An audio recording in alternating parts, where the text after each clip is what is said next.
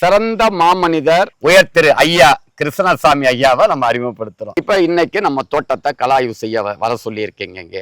நம்ம தோட்டத்துல இன்னைக்கு பசுமை பூமியான் என்னென்ன மாறுதல்களை நம்ம தோட்டத்துல ஏற்படுத்தணும்னு விரும்புறீங்க, எப்படிப்பட்ட விவசாயம் செய்யணும்னு விரும்புறீங்க, அதை வியூவர்ஸுக்கு தெரியப்படுத்தி. இது இப்ப இருந்த ஸ்டேஜ்ல இருந்து மேல இன்னொரு அப்கிரேட் ஆகணும். அப்கிரேட் 10 ஏக்கர்ல 30 ஏக்கருக்குள்ள வருமானத்தை 10 ஏக்கர்ல எடுக்கும் என்பதுதான் ஐயாவுடைய கருத்து. அப்படிதானே ஐயா? இப்போது ஐயா ரொம்ப அற்புதமான மண்ணு சார். அதனாலதான் களைகள் இப்படி வளருது. இந்த மண்ணுல ஐயா மணலும் இருக்கு, உதிருது பாருங்க. மணலும் இருக்கு, களியும் இருக்கு, சில்ட்டு வண்டலும் இருக்கு ஐயா. இது வறட்சியை தாங்கும் மண் ஐயா. மண் வாசனை நல்லா இருக்கு, மண்ணுல காற்றோட்டம் நல்லா இருக்கு, வறட்சியை தாங்கும். மண்ணுல எல்லா போசாக்கம் இருக்கு, தலைச்சத்து மட்டும் கொஞ்சம் கம்மியா இருக்கு. அதனாலதான் இந்த தென்னை மரங்கள் லைட்டா எல்லோயிஸா இருக்கிறது, இந்த பெரிய மரங்கள். ஒரு கண்ணுனுடைய தரத்தை எப்படி கண்டுபிடிக்கணும்னு சொன்னாயா, இந்த ஓலை அமைப்பு இருக்கு பாருங்க. இந்த ஓலை அமைப்பு ரொம்ப தரமான கண்டு, நாட்டு கண்டா இருந்தாலும் இது தரமான கண்டு. சீக்கிரம் இலையும் பிரிஞ்சிருச்சு பாருங்க. அப்ப கண்ணு நாட்டு மரத்திலையும் குவாலிட்டியான கண்ணு தான். பட் இதுல நடவு முறையில ஒரே ஒரு தவறு என்னன்னு சொன்னாயா, தண்ணி நம்ம முதல்ல சொன்ன மாதிரி இங்க தூர்கிட்ட வரக்கூடாது. அடுத்து இந்த மண்ணு இவ்வளவு மூடக்கூடாது, இது கொஞ்சம் எடுத்துடணும். இதை கொஞ்சம் எடுத்துருங்க. நான் எப்பயுமே அந்த காய்க்கு மேல 1 இன்ச் வரக்கூடாது சொல்லுவேன். ஆமா, ஏன்னா குருத்தளிக்கிறோம். தென்னைக்கும் வயசு 100. இதுக்கு ஒரு குச்சிய பக்கத்துல கட்டி ஐயா தண்ணி 3 அடிக்கு வெள்ள விடணும். அடுத்த ஐயா இந்த குழியில பலதானிய பயிர்கள் அல்லது உளுந்து, தோர, தட்டப்பயிர்கள் இந்த மாதிரி போடணும் இதுக்குள்ள சுத்தி. ஆமையா, சுத்தி இந்த இடத்துக்குள்ள. சரி சரி. இதுக்குள்ள அப்ப இந்த மரம் இந்த மாதிரி இல்லாட்டி இந்த மட்டை இன்னும் எல்லாமே எல்லோஸ் ஆயிருக்கும். மரம் இங்க பாருங்க குருத்து சாயுது லைட்டா, சிப்பிடா இல்ல பாருங்க. அதெல்லாம் குச்சி கட்டிருங்க. 3 மாதம் கழிச்சு அவுத்து விடுங்க. அப்ப நடவு முறை தெளிவா இருக்கு. இப்ப பசுமை பூமியில ஐயா என்ன பிரீடு ஐயாவுக்கு ஆர்டர் பண்ண போறீங்க? எனக்கு நீங்க அதுல 2வது ஒரு வெரைட்டி இருக்குங்க, சரஞ்சீவி. சரஞ்சீவி அதாவது காய்க்கு மட்டும் எனக்கு செலக்ட் பண்ணி அதுல குவாலிட்டியா இருக்கும். ஓ, காய்க்கு மட்டும் தான். அப்ப சரஞ்சீவி வேண்டாம், நாங்க மார்க்கெட் பண்ண முடியாது. அப்ப சரஞ்சீவி 2 2 வருஷ கண்டு அதுதான் எனக்கு என்னுடைய ஐடியா. சூப்பர். அது எப்படி கரெக்ட் ஐயா. எனக்கு இளநின்னு சொன்னா மார்க்கெட்டிங் அப்பப்ப நம்ம மந்த்லி ஆர்ஓஸ் பண்ணணும், அதை எண்ணி கொடுக்கணும். அதனால ஐயாவுக்கு 30 நாளைக்கு 60 நாளைக்கு ஒருக்கா தேங்காய் அறுவடை செய்யற மாதிரி தேங்காய் 300 காய்கள் காய்க்கணும். உரிச்சு எடை போட்டா 1/2 கிலோ to 3/4 கிலோ வெயிட் இருக்கணும். 300 காய்களுக்கு குறையாம காய்க்கணும். 2 to 3 வருஷத்துல காய்ப்புக்கு வரணும். பூச்சி நோய்க்கு எதிர்ப்பு திறன் இருக்கணும். அந்த மரம் வறட்சியை தாங்கி வளரணும்.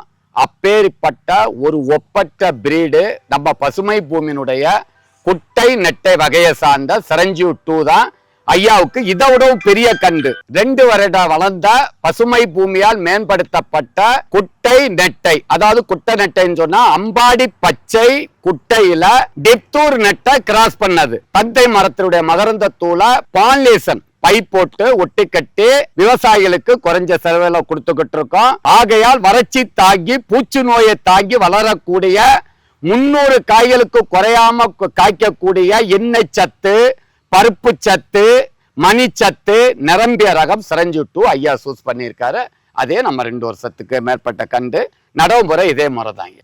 இப்ப ஐயா நம்மகிட்ட இப்ப காய்க்கிற மரம் ஏறக்குறைய 40 வருஷ மரங்கள் இருக்கு, 18 வருஷ மரம் இருக்கு, 12 வருஷ மரம் இருக்கு, கண்ணு மரங்கள். இதெல்லாம் மொத்தம் எத்தனை மரம் ஐயா இருக்கு? 165 இருக்கு. 165. அதுக்கு நம்ம எப்படி பராமரிக்கிறது, உரம் வைக்கிறத பற்றி இப்ப பார்க்க. முதல் இந்த வேர்களை மறைக்கிறோம். எப்போதுமே மேல் மண்ணை வறண்டுங்க, அடிமண்ணு எடுக்காதுங்க. இந்த பாருங்க அருமையான மண்ணு. இந்த பாருங்க இப்படி மறைங்க. இதுல குப்பைசாணி போடுங்க. இந்த பள்ளத்துல குப்பைசாணி போடுங்க.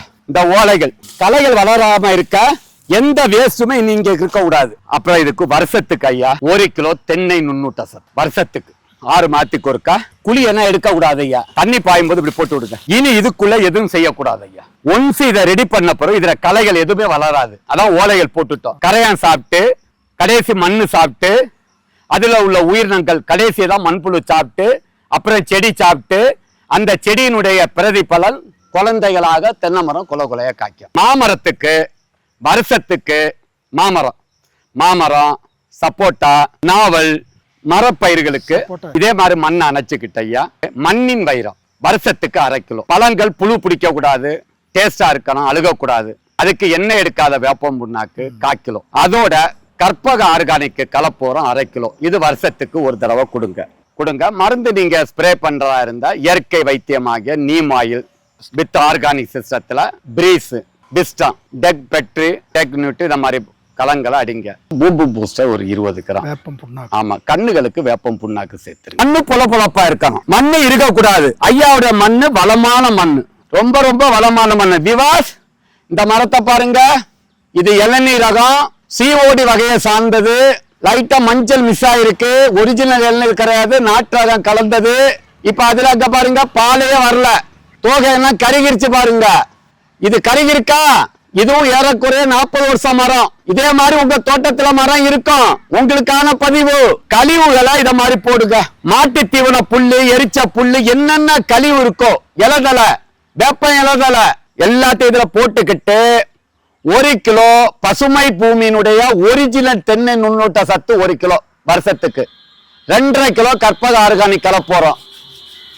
எண்ணெய் எடுக்காத வேப்பம் புண்ணாக்கு இருந்தா 1/4 கிலோ 1/2 கிலோ போடுங்க. பூம்பு பூசை 20 கிராம் வேர் வளர்ச்சிக்குள்ளது. அது மூளை தெளிவா இருந்தாலும் உடல் இயங்கும். உடல் நலத்தை விடவும் மனநிலை முக்கியம். மனநிலை அறிவை சார்ந்தது, மூளையை சார்ந்தது.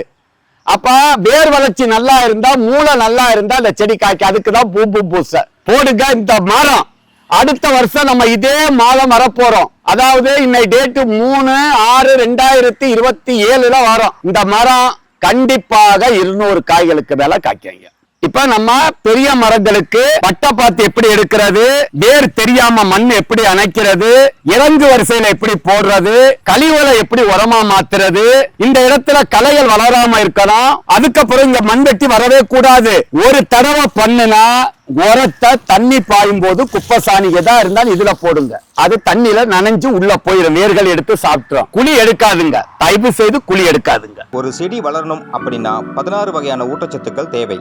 அவை என்னவென்றால் நுண்ணூட்டச்சத்துக்கள், பேரூட்டச்சத்துக்கள், கனிம ஊட்டச்சத்துக்கள், வளர்ச்சி ஊக்கிகள் போன்றவை ஆகும். இவை எல்லாம் உள்ளடக்கியதே நமது பசுமை பூமியின் கற்பக ஆர்கானிக் கலப்பூரம். இதில் எலும்பு மச்சை, மீன் உரம், வேப்பம் புண்ணாக்கு, கடலை புண்ணாக்கு, கடல் பாசி, humic acid, fulvic acid, bio potash, கோழியேறு, அக்ரிலைம், ஆமணக்கு புண்ணாக்கு, இயற்கை முறையில் பேரூட்டச்சத்துக்கள், 2ஆம் நிலை சத்துக்கள், பயிர் வளர்ச்சி ஊக்கிகள், அஸ்கார்பிக் ஆசிட், அமினோ அமிலம், தாதுப்புக்கள் போன்ற ஆர்கானிக் சத்துக்களை மட்டுமே உள்ளடக்கியது.